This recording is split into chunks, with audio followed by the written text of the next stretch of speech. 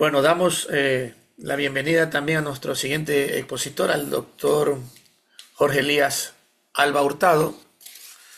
Eh, Antes de presentarlo, quiero también agradecer a algunos de los presentes. En el registro de asistencia teníamos más de 12 nacionalidades, entre ellas la ecuatoriana, los chilenos, hay personas de Venezuela, Perú, España, Colombia, Guatemala, Bolivia, República Dominicana, Honduras, México, entre otros. Agradecemos eh, también su interés siempre de participar año a año en este evento.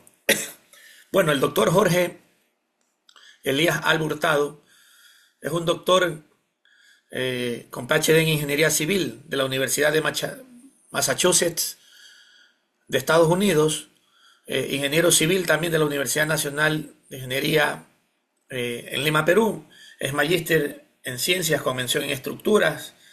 Tiene un masterado también en Ingeniería Civil. Tiene una especialidad también en Ensayos de Materiales, otra especialidad en Ingeniería en Geotecnia.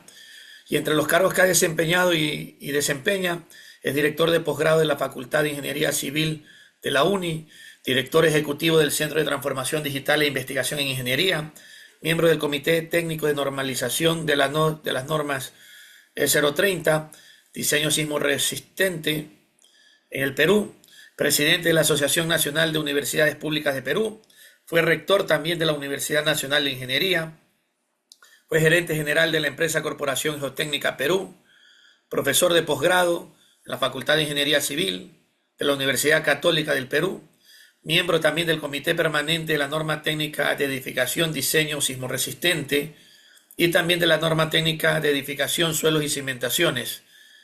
También director del Centro Peruano-Japonés de Investigaciones Sísmicas y Mitigación de Desastres de la Facultad de Ingeniería Civil en la Universidad Nacional de Ingeniería. También ha sido jefe de oficina central de posgrado de la Universidad también Nacional de Ingeniería de Perú, entre otros cargos que ha desempeñado.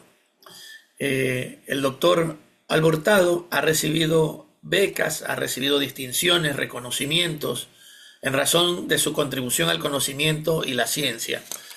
Y para nosotros, en esta cuarta jornada internacional de Ingeniería Sísmica y Estructural, en recordación de los 10 años del terremoto ocurrido acá en nuestro país, es un placer tenerlo aquí, doctor, y poderle escuchar en estos 45 minutos, que incluirá tal vez algunas preguntas que les pedimos a los asistentes que sean escritas en la caja de chat. Doctor, bienvenido, buenos días.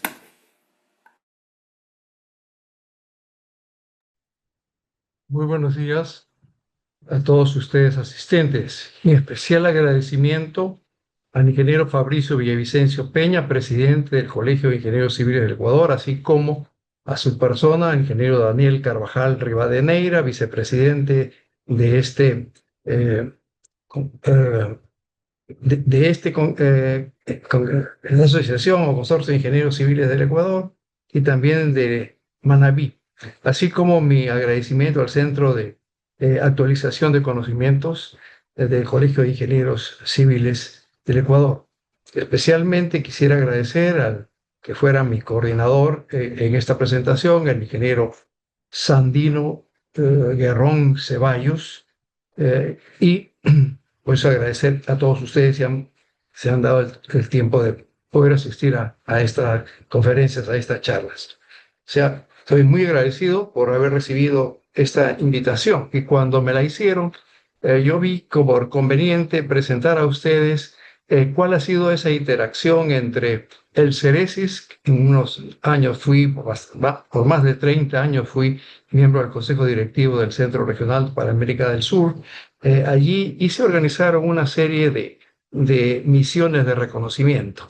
Yo participé en algunas, pero en relación con el Ecuador en particular, participé la del sismo de Bahía de Caracas en el año 98 y en este último sismo, el año que le llaman de Muisne o de Pedernales, en el año 2016.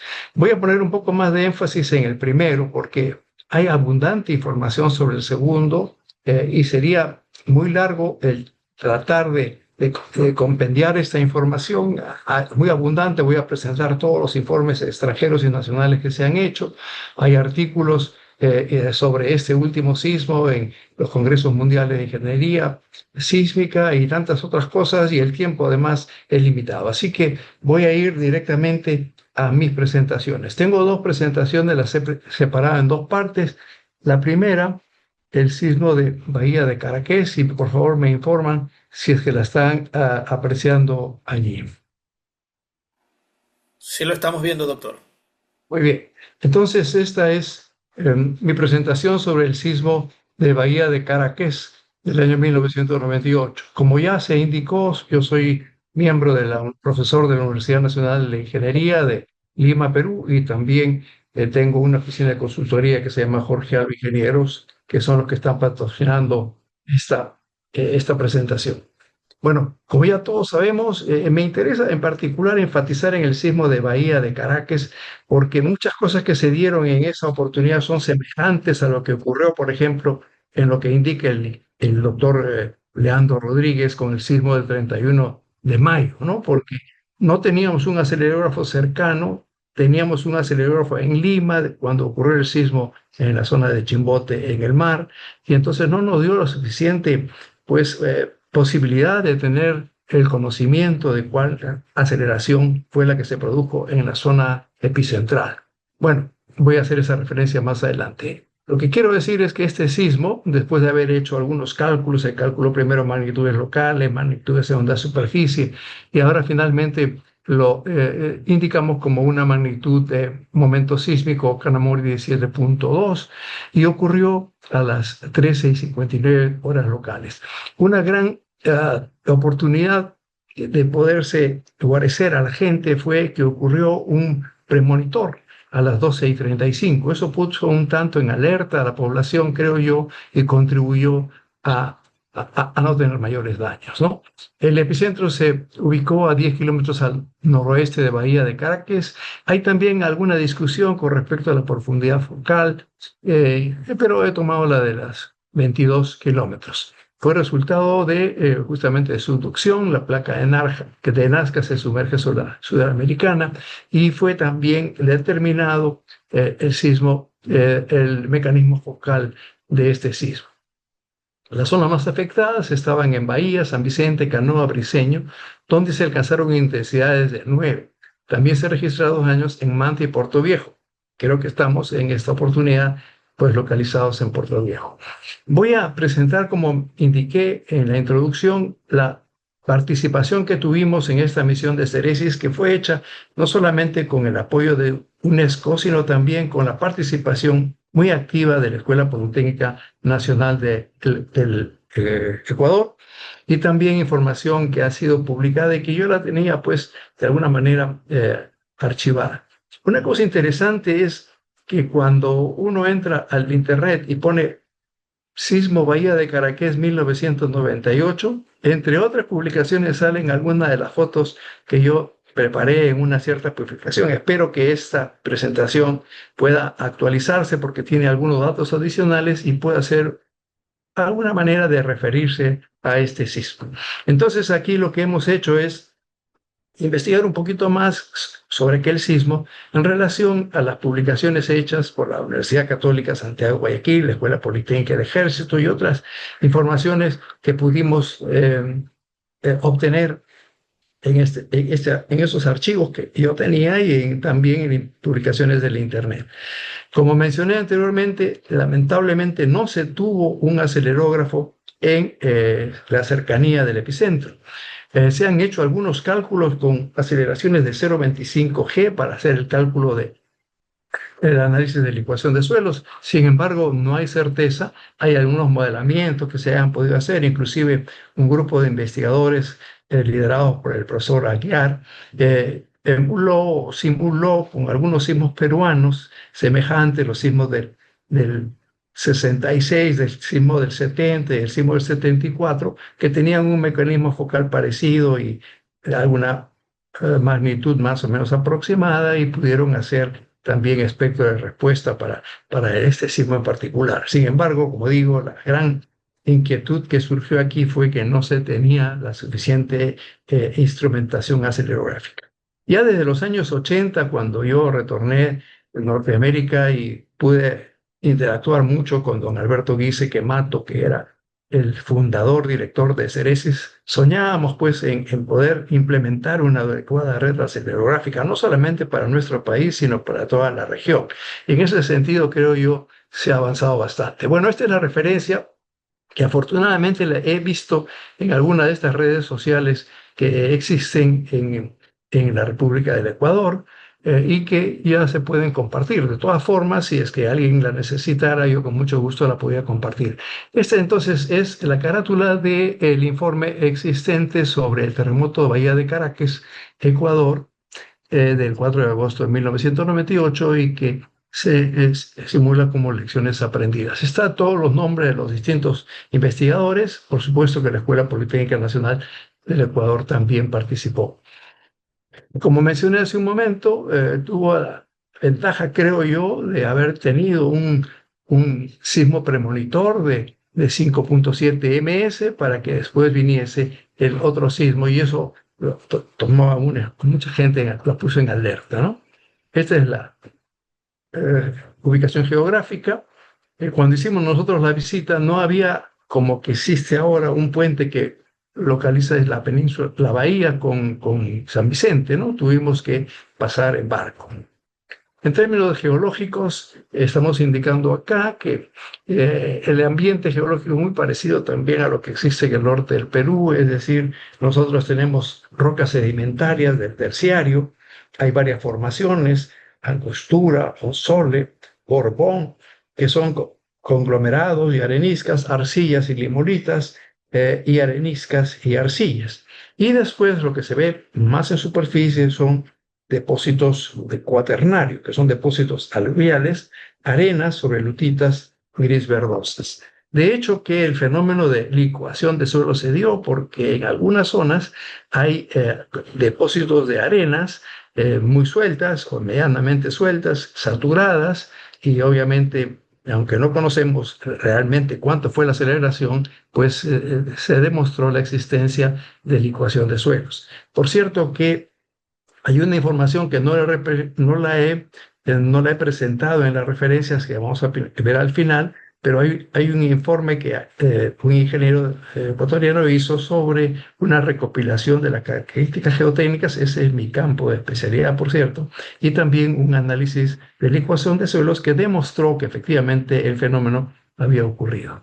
En términos sismológicos, he tomado esta referencia del profesor Aguiar y colaboradores, en donde se ubica ahí y se presenta el mecanismo focal de este sismo, que actualmente se le conoce como con una magnitud de 7.2, y el mecanismo focal ahí indicado.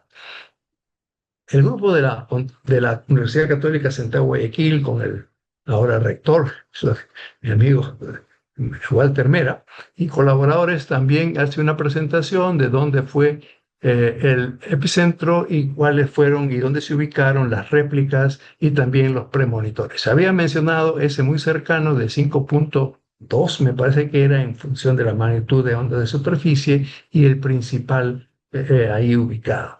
También se ilustran las redes sismológicas, o sea, sismógrafos existentes ahí en ese triángulo de color negro en el área. Las intensidades.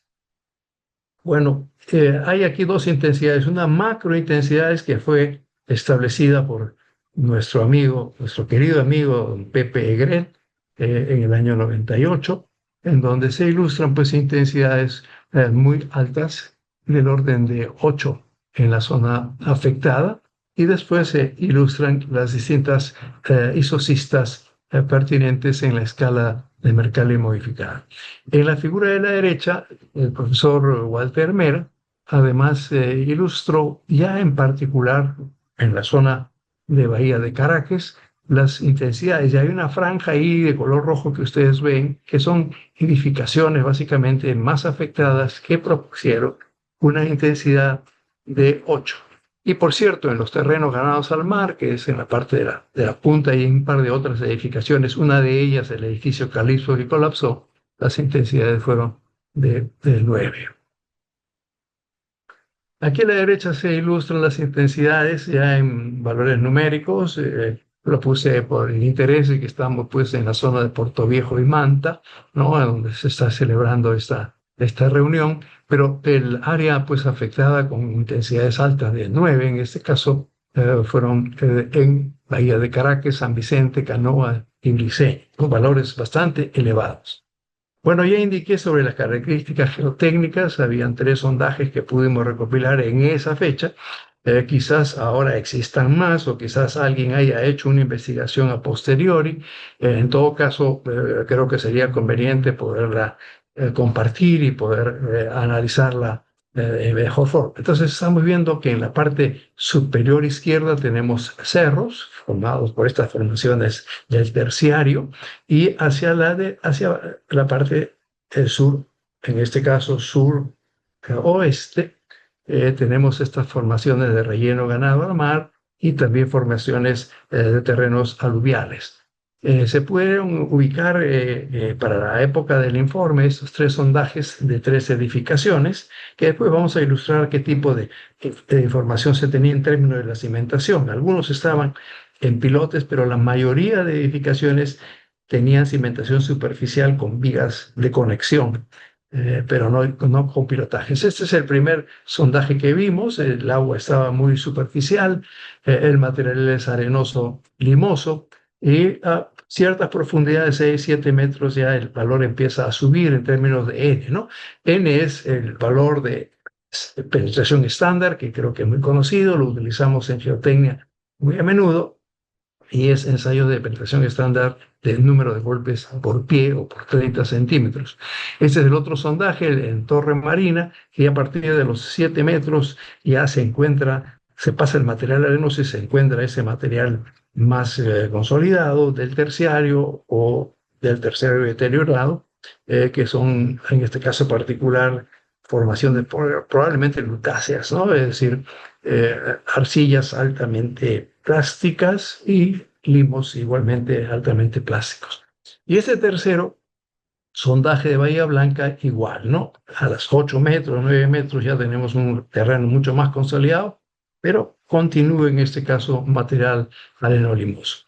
En una de las publicaciones que leí y para preparar esta presentación vimos que también se habían utilizado unas mediciones de fórmula fundamentalmente, ¿no? Calcular el valor de la onda de corte en función del valor de n, dependiendo del tipo de suelo encontrado. Lo que quiero manifestar es que ahora muy comúnmente lo que utilizamos son las técnicas japonesas de unos ensayos que le llamamos MASW. Es decir, utilizamos geófonos distintos a los de la onda P, de geófonos de 4.5 Hz, que los utilizamos en línea recta superficial, 24 de estos, y hacemos bien sea una dimensión en el punto central de esta línea o también hacemos unas técnicas complementarias para hacer el ensayo MASW 2D, ¿no? Y es lo más común que hacemos en cimentaciones más o menos importantes, ¿no? Y en particular en mi oficina hacemos en todos los ensayos, en todos los, digamos, estudios que nos encomiendan hacer, así sean pequeños o grandes, siempre hacemos eso. Hay otra posibilidad de entrar más abajo de los 30 metros, que es lo que exigen las normas presentes, y lo que hacemos es ya no un método activo de darle golpes a un martillo, sino utilizamos la vibración ambiental con los geófonos en algún cierto arreglo, que puede ser triangular, circular, en L, etc. Y eso nos permite llegar a profundidades un poco mayores. Ahora, ¿por qué es importante la onda de corte? Porque eso nos permite hacer análisis de amplificación o que le llamamos en nuestro país estudio de sitio, ¿no? Es decir, en el país existe una cierta norma para establecer un espectro de diseño basado en los reglamentos, pero también nos indican que cuando tengamos que tener edificaciones especiales, como por ejemplo edificaciones que tienen amortiguadores y el periodo predominante de vibración en superficie es mayor que 0.6 segundos, vamos a ver que en Bahía de Carqués hay bastantes más altos que 0.6 segundos. Ahí tenemos la necesidad, de acuerdo a nuestra norma, de hacer un ensayo de medición de onda de corte en profundidad y un espectro de respuesta adecuado con un estudio de sitio. Bueno, este es para el edificio Calipso, este es para el edificio Torre Marina, este es el edificio para Torre Blanca. Tengo que correr un poco porque el tiempo es bastante limitado. Entonces aquí tenemos las ubicaciones de algunos edificios que son muy conocidos, que fallaron. Por ejemplo, Calipso, el de Torre Marina que hemos hablado, otros más que no tuvieron problemas, el Banco Central, el Banco de Pichincha, etcétera. Este es un trabajo que hizo la Universidad Católica Santiago de Guayaquil, del profesor Walter Mera y colaboradores, en donde hicieron mediciones de microtrepidaciones o vibraciones ambientales, también conocidos en la zona de Bahía de Caracas. Y estamos viendo valores tremendamente altos, ¿no? Conforme vamos hacia la parte de la roca, de la formación rocosa, obviamente los periodos predominantes de vibración son más pequeños. Ahí tenemos valores de 0.1, 0.3, pero conforme vamos hacia la bahía, los valores son bastante más altos de los que nosotros medimos. Por ejemplo, aquí en el Perú, ¿no? Nosotros no hemos llegado a ningún lugar y tenemos varias mediciones hechas en Murcia, lugares nuestros, en donde no llegamos pues a ese tipo de valores, ¿no? Profesor Mera y colaboradores presentó esta distribución de mapa de isoperiodos para la zona y también hicieron algunas mediciones en algunos edificios para ya tener el aspecto estructural de ver cómo es que se afecta el sismodal. Y estos son los edificios que evaluaron. Hay un artículo que lo pude conseguir, lo tenía guardado de hace bastante tiempo y lo pongo aquí en referencia. Y ahora sí, estas visiones son básicamente nuestras fotografías, ¿no? O sea, este es el edificio Calipso de 6 pisos que colapsó allí, ¿no? El edificio tenía una cimentación superficial sobre arena media saturada. La misma vista del edificio se aprecia el tanque de agua superior caído. Detalles del edificio Calipso fue el que concertó nuestra mayor atención debido pues a esa catástrofe de haberse caído este edificio. Aquí hay una vista general del Banco Central y el Banco Nacional de Fomento. Estos edificios estaban en pilotes, entonces estos edificios pues no tuviesen tanto daño en términos de la vibración superficial. Aquí estábamos tomando y revisando cómo es que se quedó. Hubo asentamientos en los alrededores, pero el edificio que está en pilotes se quedó tal cual, ¿no? Hubo daños en la mampostería. Este edificio donde se figura ahí la imagen de San Gabriel, ¿no? Que creo que es el nombre del colegio jesuita que existe en Quito. Aquí vemos que estaba más cercano a la zona rocosa y estaba cimentado superficialmente con vigas D, ¿no? El edificio el edificio Dos Hemisferios, que estaba cimentado ya cercano a las rocas de Lutita y tenía zapatas superficiales con vigas conectadas. Aquí no hay daños estructurales, pero sí hay daños no estructurales allí. Mapa general, los edificios construidos en terreno ganado al mar. Por ejemplo, se aprecia ahí la inclinación del poste, típica del fenómeno de licuación de suelos, un close-up de este poste, el colapso de este último piso del edificio de la zona central, daños no estructurales en edificios, asentamientos en materiales de relleno, agrietamientos típicos producto de lo que llamamos desplazamiento lateral de la licuación de suelos, lo propio aquí en esta carretera que va de San Vicente a Canoa, y muy parecidas fallas que ocurrieron, por ejemplo, en nuestro sismo de Pisco en el 2007, en donde por efecto de licuación hubo este desplazamiento lateral que lo podemos ilustrar acá. Bueno, tenemos que cooperar entre los países hermanos. Aquí tomé yo esta fotografía de un hospital de campaña del Instituto Nacional de Defensa Civil del Perú, del INDECI, que vino pues a apoyar. Y así como hemos recibido muchos aportes, como indicaba Leandro Rodríguez, también nosotros procuramos atender a las necesidades de los países hermanos y vecinos, ¿no? Pero también creo que es importante hacer un hincapié, no lo dijo don Leandro en esta oportunidad, necesitamos darle más apoyo al CERESIS, ¿no? Tenemos que continuar haciendo estas misiones de reconocimiento indicadas y creo que los países tienen que responder con sus contribuciones para que esta institución pueda seguir progresando. Bueno, simplemente detalles. Hay también detalles no estructurales. Esto fue típico en algunos sismos del pasado en el Japón, ¿no? En que ellos ya han empezado a tomar acción, no solamente con las edificaciones, sino también hay daños no estructurales. Aquí en el hospital se cayeron todos los archivos de los distintos eh, tratamientos de los pacientes, ¿no? También hay asentamientos del terreno. El efecto de la licuación fue importante. Para esta presentación, esta es la última transparencia que creo que es importante resaltar las referencias, ¿no? Tenemos el informe de CERESIS UNESCO que ya lo he presentado, lo tenemos en físico y todos y cada uno de los otros artículos indicados acá también los tenemos en físico y lo podemos compartir si es que no los hubiera, ¿no? El grupo del profesor Aguiar, tan activo en este campo, tiene ahí varias contribuciones. Lo mismo que el grupo de de la Universidad Católica Santiago de Guayaquil, con Walter y compañía. Hay una tesis de un estudiante que se obtuvo su tesis de ingeniero en el año 2021, en donde compara, ¿no?, lo que ocurrió en 1998 y cómo son sus efectos en el sismo del 2016.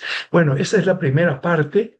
Yo quisiera rápidamente, por las limitaciones del tiempo, pasar a mi segunda presentación, que va a ser un poco más corta, porque como mencioné anteriormente, pues hay bastante información disponible. Alguna de ellas voy a mostrarla, pero la verdad que no me ha dado todo el tiempo que debía disponer para poder contribuir más en la compilación de información para poderla poner a vuestra disposición.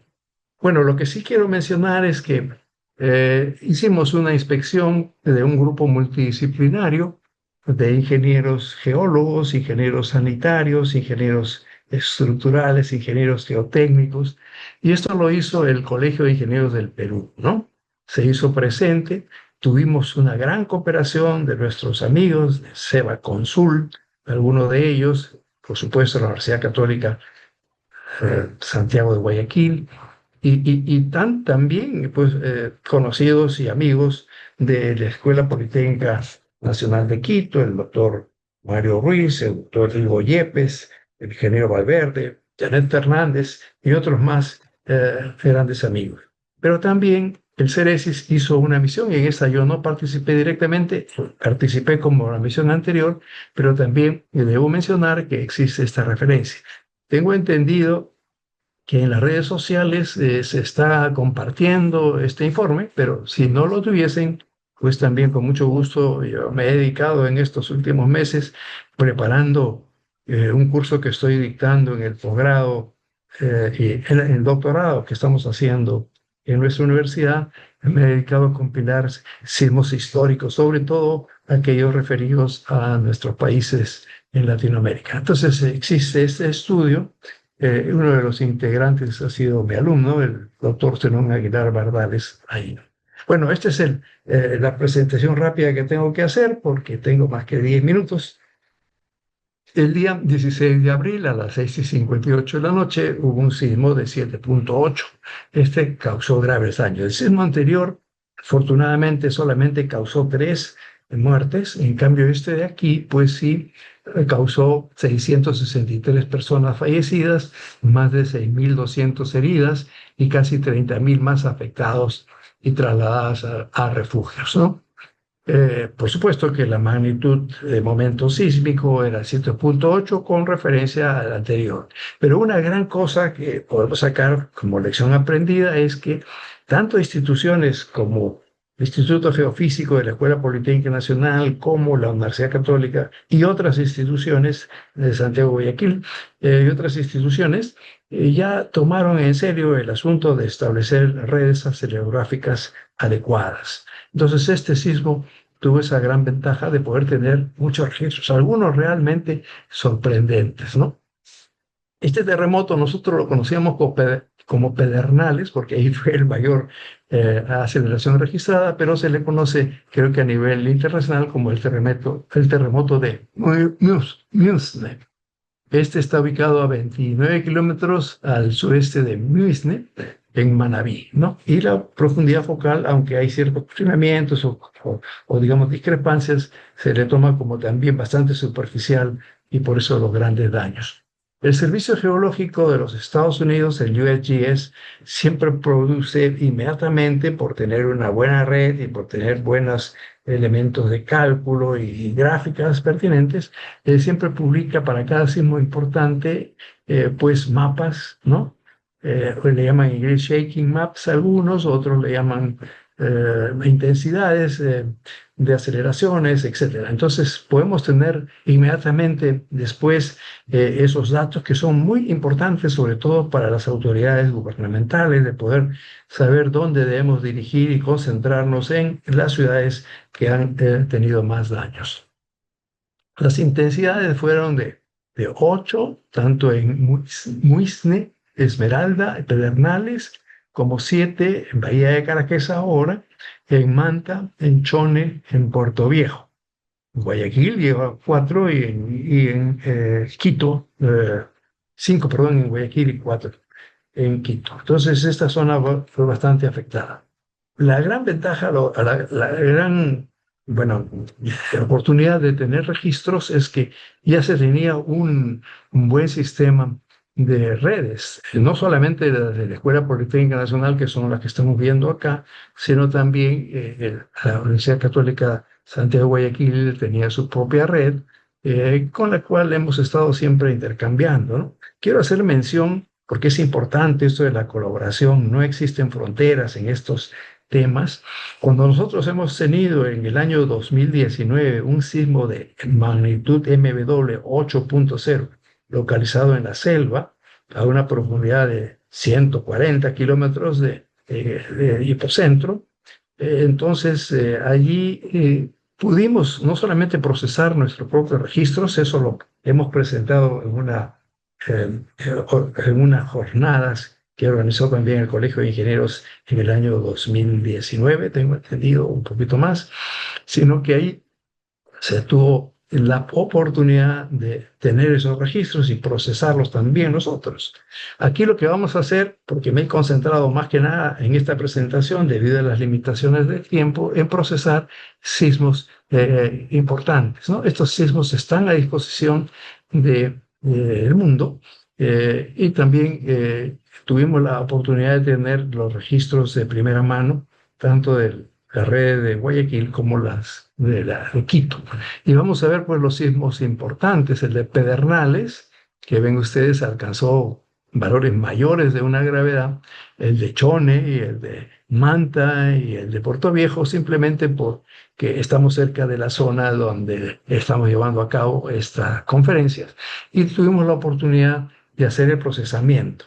También yo puedo ofrecer a aquellos ingenieros interesados en poder generar sus propios registros y sus propios sismos, porque hemos desarrollado con mi grupo de investigación sistemas para procesamiento de datos. Si bien es cierto, existen unos programas internacionales, el propio UNAM tiene su método Dectra, nosotros tenemos un programa que se llama Seismo Processors, con el que hemos hecho estos análisis y que está completamente a vuestra disposición. Es gratuito y está bastante bien ensayado. Entonces aquí estamos viendo cuáles son los registros que se han hecho, se han tomado en este sismo, las 3 componentes, los valores donde se aplique velocidad de la onda de corte. En algunos lugares no se tenía, en otros lugares sí se tenía, y también las PGAs en las 3 componentes, ¿no? Los acelerógrafos, como bien ustedes saben,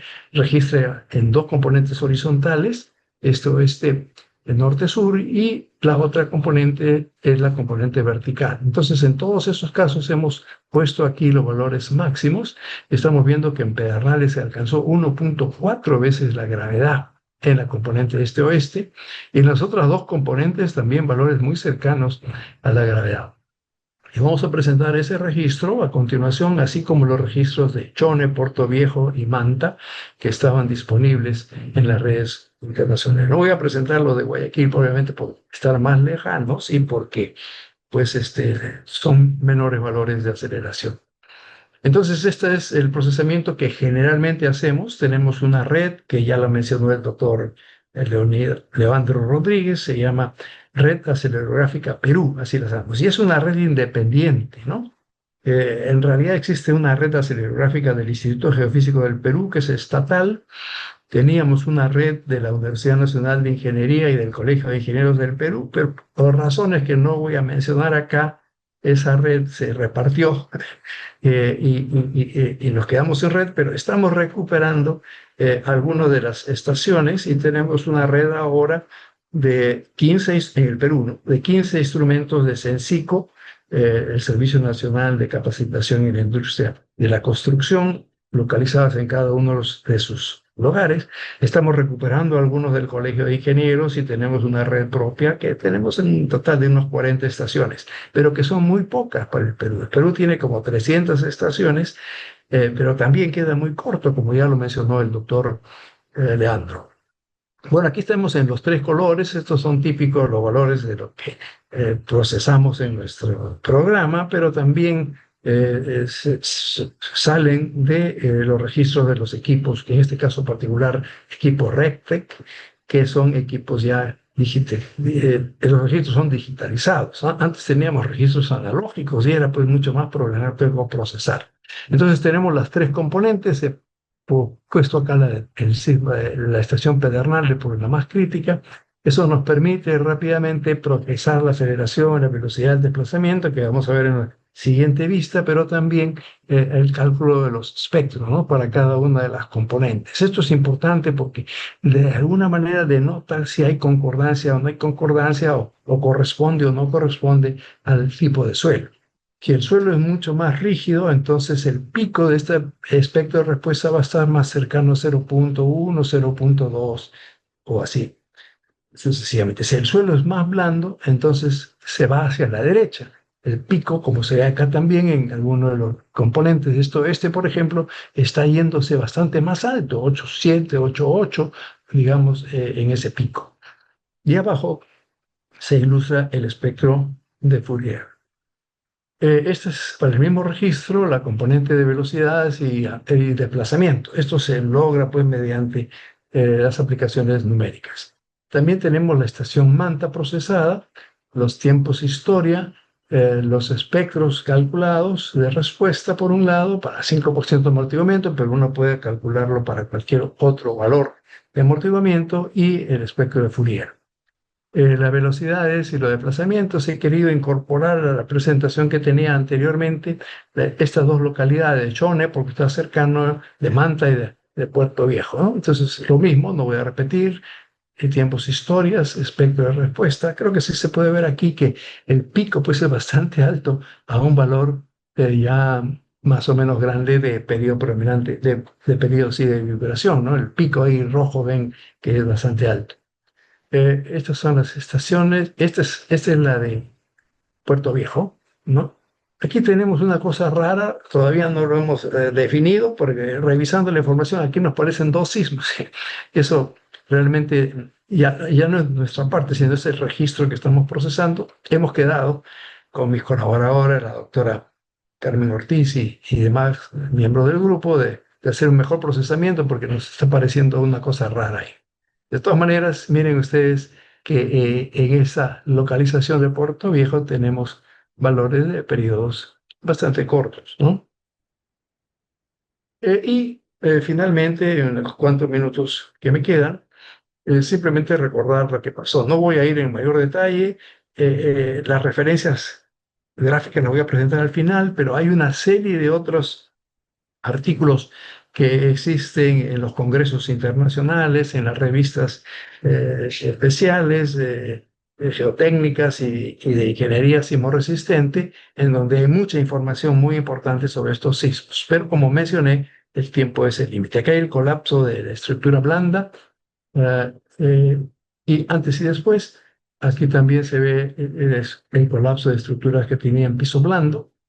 Aquí vemos la unidad Linus Pauling, un famoso químico del mundo. Tenemos aquí los pisos cuarto y quinto se derrumbaron en este edificio, justamente en Puerto Viejo. Ahí había un video que ya el tiempo no me lo da. Esto es en Tarqui, una zona bastante afectada, más cercana al mar, en Manta, ¿no? El colapso estructural también de piso blando, el colapso de estructuras en Tarqui y Manca también.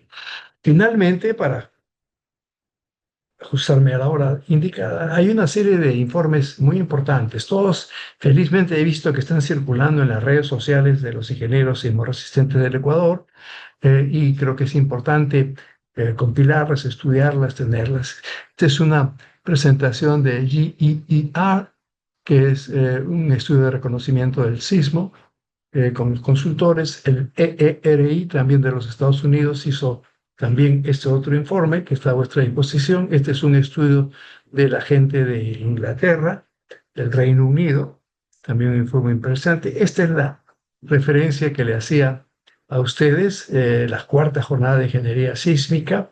Me tocó también participar en ella y se puso el nombre del ilustre ingeniero y amigo doctor Otón Lara Montiel, fallecido en aquellos años, ¿no? Con eso termino mi presentación. Muchas gracias y espero haber cumplido con la hora para todos ustedes. A vuestra disposición. Muchísimas gracias, doctor Jorge Elías, por su importantísimo recuerdo de lo acontecido en el año 1998 y en el 2016. En estos eventos que de alguna manera nos recuerda, ¿no? Ese suceso importante y que hoy nos reúne para sacar también nuestras propias conclusiones. Regularmente hemos podido en el chat algunos comentarios en los que le felicitan por su intervención. El ingeniero Ricardo Canto está levantando la mano. Le escuchamos, ingeniero, breve. Puede activar su micrófono.